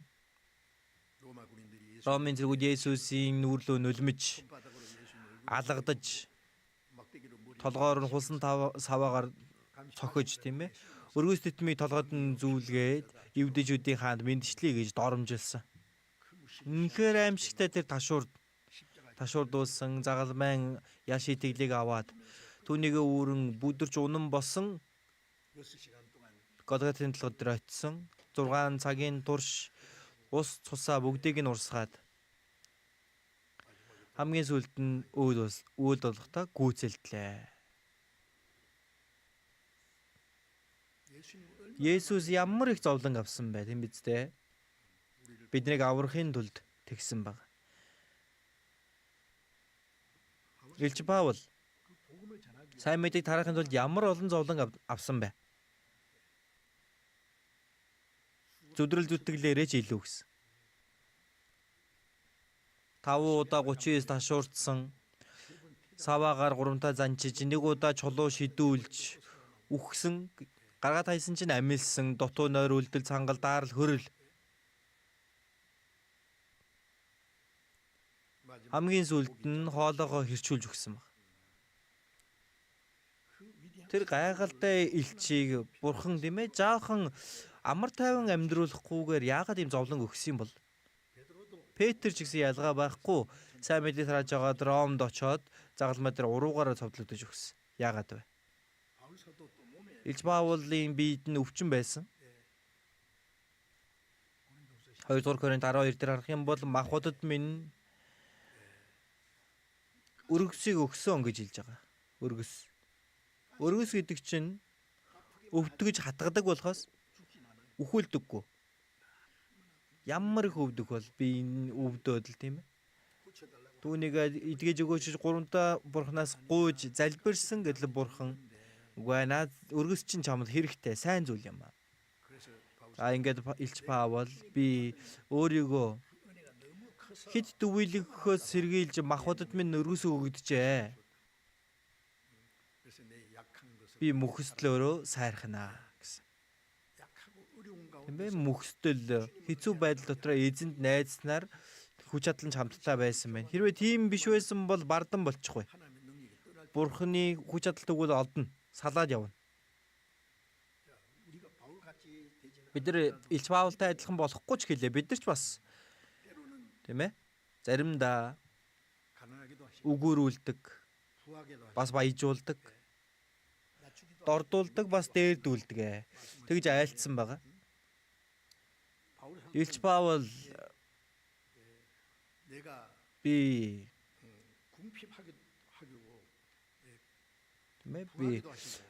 үлсэж үзсэн, элбэг хангалуун байж үзсэн. За Филиппой 3-аас 4 харъя. За Филиппой 4 байна. 4-р бүлгийн 12-р ишлэлийг харцгаая.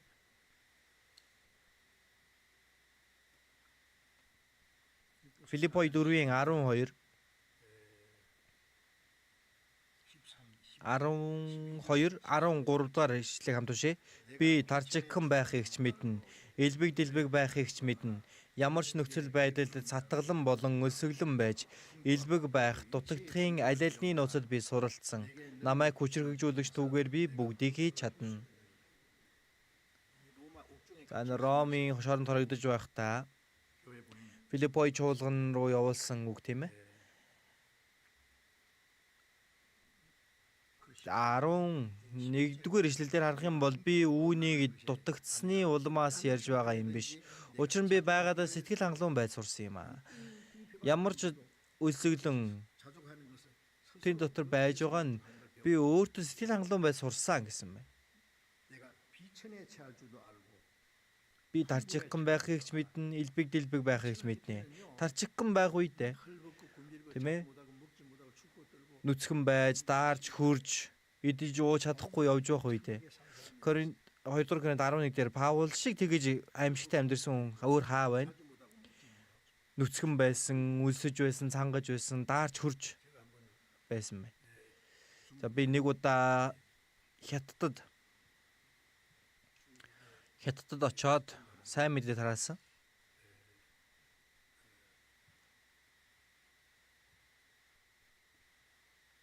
Тэр нэг буудал байсан ямар буудал байсан санахгүй байна. За манай ах нар бол тийшээ очиж үзэж байгаагүй байгаа. Тэгээ би ингээ орсон чинь тэр бүр ингээд мөөгөн цэрчихсэн бүр ингээд унтахын аргагүй. Үнэхээр амар. Тэгтээ гараад явахын аргагүй тэгээ шүнжэнгөө унтаж чадаагүй. Гараад явахын ч аргагүй байсан. За тэгээд маргааш нь бол буудлаа сольсон л доо. Гэтэ яг тэр өдөр бол унтаж чадаагүй. Тэгээд би Илч Паул ийм бодолд ч одоо хонж үзээгүй шүү дээ. Илч Паулын тухай бас бодол төрж байна лээ.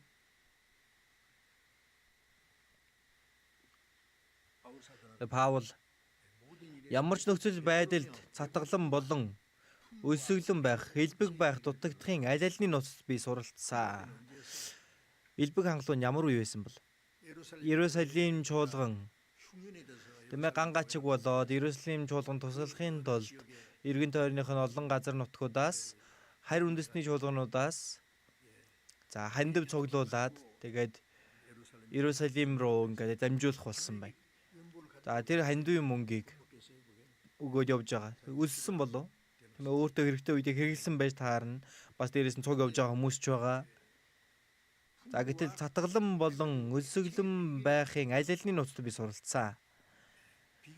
Тийм ээ. Нууцд нь суралцсан байна. Юу ч байхгүй байх үедээ эзнээ сэтгэл хангалуун байж, элбэг хангалуун байх үедээ үүнийгээ эзнийхээ төлөө хэрэглэж. Энэ бол нууц юм аа, тийм ээ. Аль алины нууцад би суралцсан. Тэгээд намайг хүчрэг хөгжүүлэгч түүгээр би бүгдийг хийж чадна.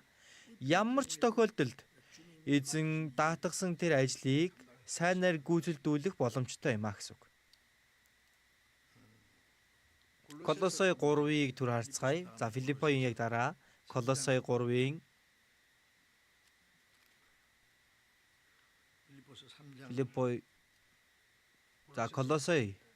Колосой 3-ийн 17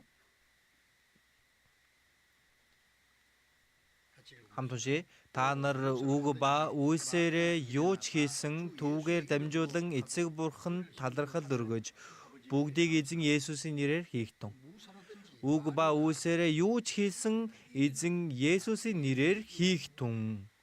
Эзэн Есүсийн нэрээр гэж хэлсэн байна. Түүний төлөө гэсэн. За мөн түүгээр дамжуулан эцэг бурханд талархал өргөв. Ямар ч нөхцөл байдалд бай. Бурхан эзний нэрээр хүчрхэгжим бурхан аавдад талархал өргөө. Ямар ч амьдралын нөхцөл байдалд бай бурхан талархна гэдэг нь хэрэгтэй зүйл. За бас Колосой 4-ийн 2-ыг бас харъя. Түр харцгаая. 4-ийн 2. 2-ыг хамт уншия. Өөрсдийгөө залбиралд зориул, үүндээ талархалтайгаар сэргийг байгтун. Өөрсдийгөө залбиралд зориул, үүндээ талархалтайгаар сэргийг бай. Бид нар Бурхны нэгүслийг аваад Бурханд одоо үйлчилж байгаа. Энэ сэтгэл маань юу вэ? Байнга л Бурханд талархаж байгаа шүү дээ. Жахан амар тайван байх үедээ талархаж, ямар нэгэн зовлон бэрхшээл, хавчлага байхдаа, баян байхдаа, ядуу байхдаа. Энэ бол эзэнд үйлчилж байгаа хүний сэтгэл юм.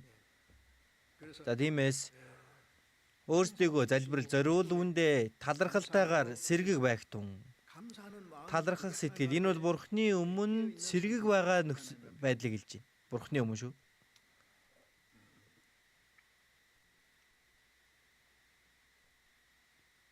Ром 8:28 дээр харах юм бол Бурхны хайрыг Бурхныг хайрладаг хүмүүсийн сайн сайхны төлөө бүх юм хамтдаа ажилддаг. Бурхныг хайрладаг хүмүүс. Тийм хүмүүст бүх юм хамтдаа ажилдаг. Бүх юм. Гэж байгаа нь амар тайванч бай, эсвэл зовлонтойч бай, баян элбэг хангалуунч бай, ядууч бай. Сайн сайхны төлөө бүх юм хамтдаа ажилдаг. За би бас нэг хэлэх зүйл бас байгаа. За эхлээд Йосефийн тухай сайн мэдэн тийм ээ. Йосеф 12 ах дүүнэр дундаас 11 дэх хүүн байсан. Яков Йосефийг хамгийн их хайрласан. Баян нийл ягаан өнгийн хувцас өмсгөж, хажуудаа суулгаж. Гэтэл Йосеф бас их сайн зүүдэлдэг тийм. Нэг удаа зүүдлээд. За гэр бүлийнхэн сууж байсан. За яг хоол идэж явах үедээ Йосеф би өчигдөр орой нэг зүүдлээ. Миний босс нь сүрэл байсан. Өөр 11 сүрэл байсан. Тэгсэн миний сүрлийг тойроод мөргсөн. Тийм ээ. 11 сүрлийг чинь ганцхан дүүн биш. Тэгээд 10 ах нь байна штэ тийм ээ. Эцэг нэгтэй ах нар нь байна. Гэтэл тэгвэл чи одоо бидний дарга болно гэдэг байгаа мó. Үгүй зүгээр зүүдэлсэн л гэж яах чинь. Тэгсэн тийм ээ. Аав нь хэрвээ байгаагүй бол бараг л алуулах байсан баг. Тэгээ аав нь хажууд нь байгаа учраас тийм ээ. Тэгсэн дараа нь дахиад зүүдлээд би бас өчигдөр зүүдлээ. Нар сар тэгээд 12 одод байна. Тэгсэн миний од байсан. За тэгээд 11 од. Нар ба сар миний одны өмнө мөргсөн. Тэгэхээр нар ба сар гэдэг чинь аав нь нар, ээж нь сар тийм ээ.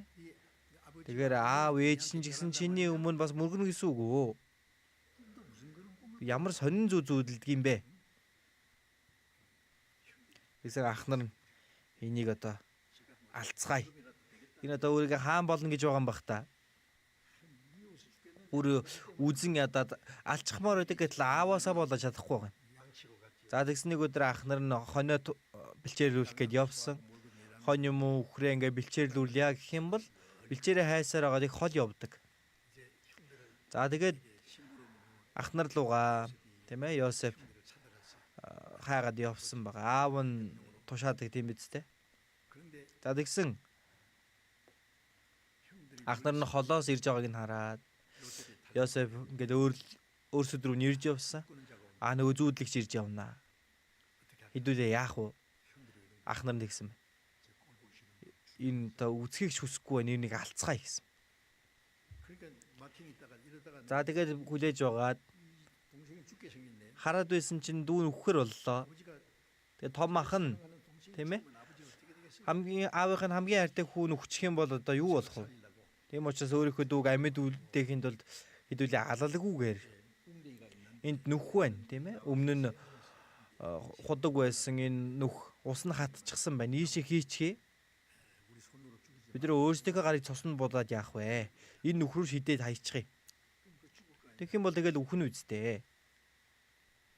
Тэгсэн тгий болж байна гэх тэгээ шидсэн байна. Йосеф гэл уйланга аха намайг авраач. Нөгөө зүүдлээд байсан чинь яасан? Гэтэл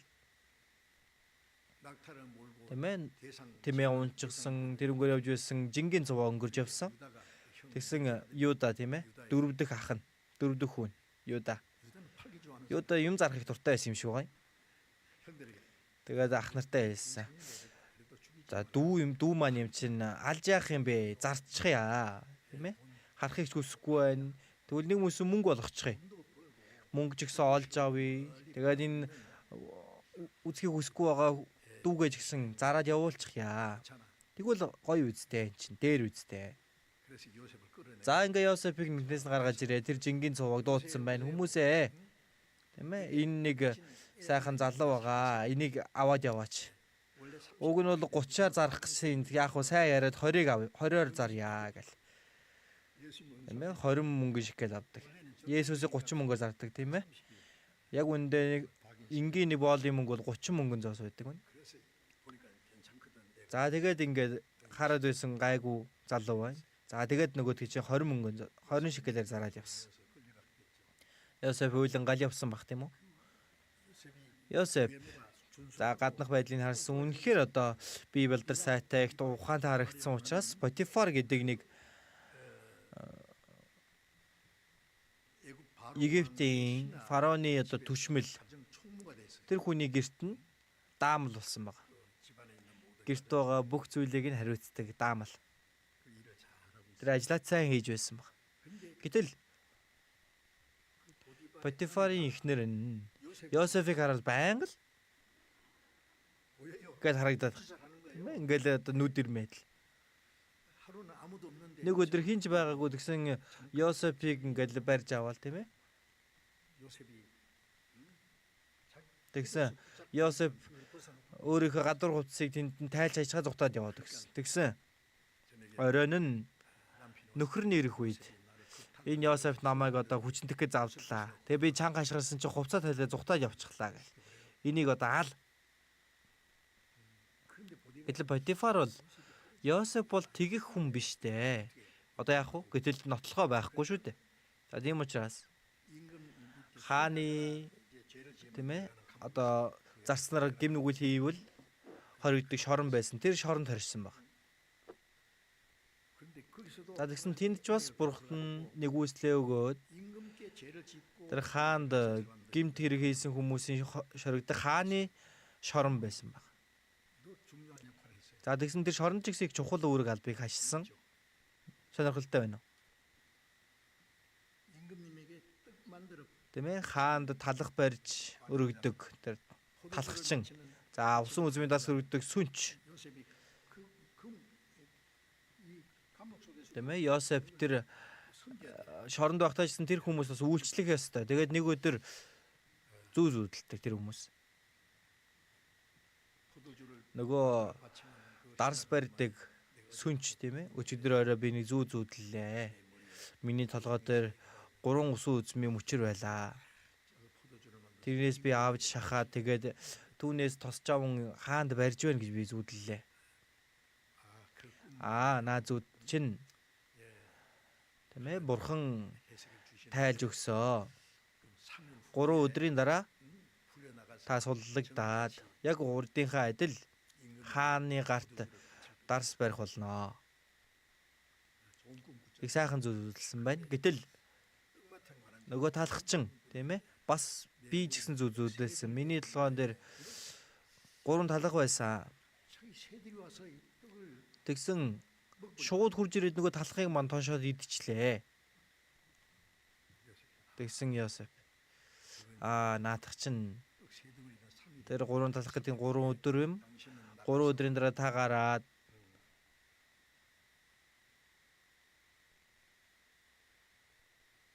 баригдаа тэгээд дүүжлэгдэж өгөх юм байна. Тэгээ шувууд ирж таны махыг иднэ.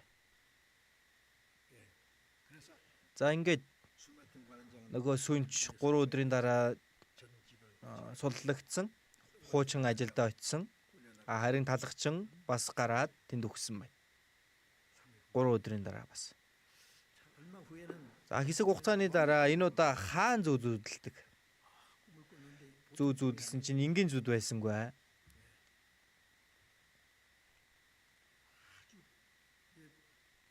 Үнэхээр одоо тийм ээ одоо үр тариа 7 тэр үр тариа гарч ирээд үнэхээр одоо сайхан болчихсон байсан. Гэтэл нэг хатсан үр тариа гарч ирээд идчихдэг. За тэрийг зүүдлээ сэрсэн байна. Эргээд унтсан чинь 2 дахь зүүд нь зүүдлэгдсэн. Энэ удаа болохоор тарган сайхан 7 үхэр байсан баг. Гэтэл жаахан байж идэл үнэхээр бүр туранхай муухай 7 үхэр гарч ирээд түүнийг идчихдэг. Тэгсэн мөртлөө муухай шигээрээ байсан. Энэ одоо ямар утгатай зүүд вэ гэдэг. Египтэд байдаг бүх одоо эрдэмтэн чадалтай тэр зүү тайлтай гэдэг хүмүүсийг дуудаад тайлах гэсэн хинч тайлж чаддаггүй. Тэгсэн нөгөө сүнч хаантан минь ээ. Би зүүд их сайн таалдаг нэг залуу тайлдаг залууг мэднэ. Шоронд байсан. Миний зүүдийг тэр тайлсан. Тэгээд тэр үед би суллагдсан нөгөө хүн 3 өдрийн дараа үхсэн. Тийм үү. Тийм зүү тайлдаг залуу байвал аваад ир. За ингээ Йосеф хааны өмнө зогссон баг. За чи зүүд их сайн тайлдаг гэвүү. Би биш ээ. Харин бурхан үүнийг тайлж өгдөгөө. Та хэлээрэй гэсэн. За ингээ Йосеф бүх зүүдийг нь тайлж өгсөн тийм ээ. За энэ сайхан элбэг тэр тариа тэр тарган үхэр гэдэг нь 7 үхэр гэдэг нь 7 жилийн элбэг хангалуун жил байна. Аврах зарим байна. 2 ч удаа ингэж зүүдлэгцэн гэдэг нь бурхан үүнийг тогтоосон учраас зайлшгүй үүнийг үлднэ гэсэн утгатай юм аа. За бас их муухай хатсан тэр үр тариа болон тэр туранхай үхэр барьж идсэн мөртлөө л туранхай муухай чигээрээ байсан гэдэг чинь 7 жилийн элбэг дэлбэг жилийн дараа 7 жилийн ган гачиг болно. Тэр үед үнэхээр хэцүү байх болно. Бурхан үүнийг танд харуулжээ. Тийм үү.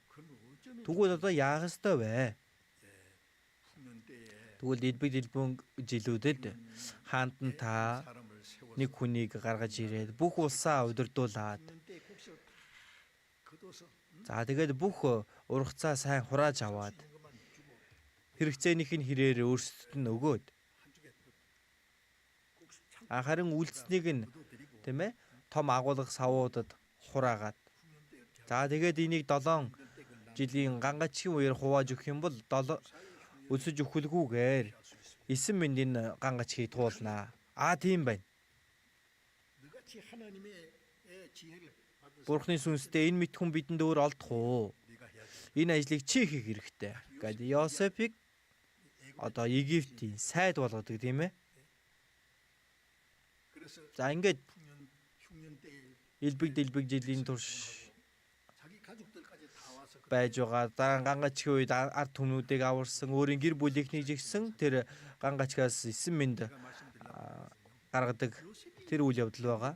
За миний хэлэх гээд байгаа юм бол Йосеф тэр ах нартаа заригдахад ямар их уйлсан болоо. Потифарын гэрт очиод хичээнгүйлэн ажилласан. Гэтэл тэр эмэгтэй уруу татлагаас нь зүгтсэн. Гэтэл шоронд орчихж байгаа юм. Шоронд орсон ч гэсэн хүнд үйлчлэх ёстой. За үүний дараа бурхан хаан тэр Йосефийг гаргаж ирээд өөрийнхөө зүүдийг тайлуулаад тэгээд Египтийн сайд болгодог тийм ээ. Египтийн захирагч болсоо л гэсэн үг.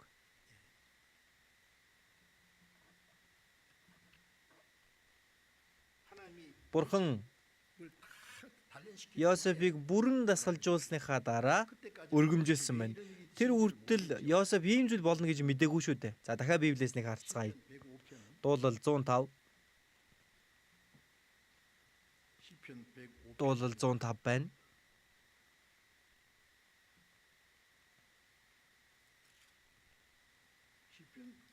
Дуулал 105-ын 17. 17-оос 19 хүртэл за хамт уншъя. Үүнээс өмнө тэрээр нэг хүнийг буюу боол болон худалдагдсан Йосефийг илгээсэн. Хөлийг нь тэд дөнгөнд оруулж өөрийг нь төмрөөр гинжээсэн. Түүний үгс биелэгдэх хүртэл тийм байсан. Эзний үг түүнийг шалгасан. Нэг хүнийг Йосефийг үүнээс өмнө илгээсэн. Египтэд зарагдсан тэрийг бурхан илгээсэн гэж хэлж байгааз. Энийг хэн мэдсэн байх вэ?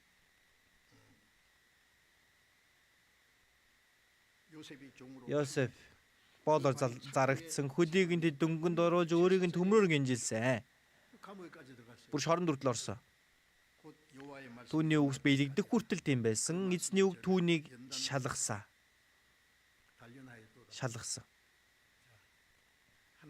Бурхан заримдаа үнэхээр ойлгохын аргагүй зовлон бэрхшээлийг өгөх үе байна. Бурхны төлөвлөгөө байна. Тэнийг мэдэхгүй байх юм бол бурхан яагаад ийм зовлон надад өгсөн болоо? Тийм ээ? Бурханд гомдлох боломжтой юм аа. Гэхдээ Бурхан тэр зовлон даван гарсныхан дараа Йосефийг тэндээс гаргаж ирээд Египтийн захирагч болгож өгсөн баг. Бурхан бидэнд ч гэсэн ямар нэгэн сорилтыг, дасгалжуулалтыг өгнө. Зовлон ирэх үед яагаад надад ийм зовлон байгаа юм бол? Тэгэж боддог ч гэлээ. Тэр зовлон бүгдийн даван туусны дараа эргээд ойлгоно. Ийм учраас бурхан ингэсэн юм байна шүү дээ. Бурханыг хайрладаг хүмүүсийн сайн сайхны төлөө бүх юм хамтдаа ажилдаг. Энэ үгийн дагуу бурхан ариун хүслээ биелүүлэхийн тулд тэгж ажилдаг. Тиймээс ямар нэгэн зовлон бэрхшээл байх юм бол тэр үедээ тэр ажлыг хараад бурхан яагаад надад ийм зовлон өгөөд намайг ийм юмар явуулаад байна гэж бодолгүйгээр тэр зовлон туулсныхаа дараа бурхан илүү агуу ёроолыг өгөхийн тулд, илүү мөнхийн алдрыг өгөхийн тулд тийм ээ Йов зовлон эдэлсэн ч гэсэн түүнийг буруу юм хийгээд сахилгажуулт байсан уу? Үгүй шүү дээ. Найзууд нь бол сахилгажуулт гэсэн, харин энэ сахилгажуулт байгаагүй. Илүү агуу ёроолыг өгөхийн тулд энэ зовлон бэрхшээлийг өгсөн байна. Тиймээс бүх зүйлд талрах гэдэг энэ үг маань бид нэр эзний дотор үгэн дотор амьдрах үедээ ямар нэгэн зовлон бэрхшээл байх юм бол бурхан биднийг захирч, бурханы сайн хүслийн дагуу энэ биелэгдэнэ. Энд бид нэр талархах хэрэгтэй, бүх зүйлд юу ч болсон бай талархаж чаддаг байх ёстой. Тэгээ бид нар бурхан биднээр дамжуулан өөрийнхөө ариун хүслийг биелүүлэх хүсэж байна. Өнөөдрийн хүртэл орё, залбирцгаая. Энэрэнгүй бурхан аав минь, эзний үнэт цусаар биднийг аварч, биднийг дахин төрүүлэн өөрийнхөө хүүхэд болгож, мөнхийн алдарт бурханы өвийг хүртэх болгосон талархаж байна. Бидний үлдсэн амьдралыг зөвхөн бурханы хүслийн дагуу удирдан захирч, бурханы хаанчлал ба суу алдрын төлөө амьдрахад эзэн та удирдах өгөөрэй. Бидэнд ирэх бүхий л сорилт ба зовлон дунд зөвхөн бурханд найдан, бурханд талархан, бурханы тааламжит, бурханы хүслийн дагуу